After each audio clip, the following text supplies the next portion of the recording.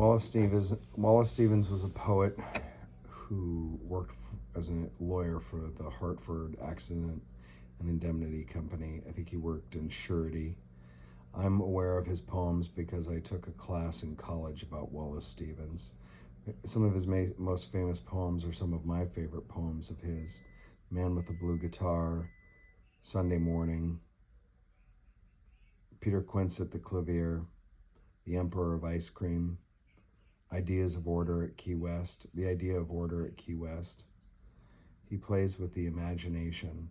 In the early days, he seems to be working in order to paint pictures with words. So there's lots of uses of color. He's trying to do what the painters were doing with brush strokes, but he's doing it with words.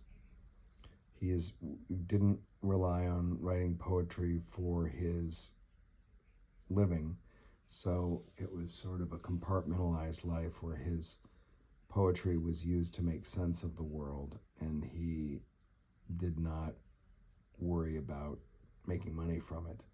And so he was known as a poet's poet, meaning other poets appreciated what he did. And he's also very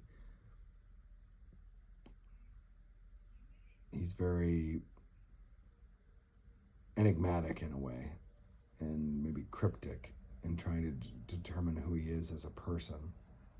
But he's one of the foremost poets of the 20th century, and he's one of my favorite poets. I'll end with a quote.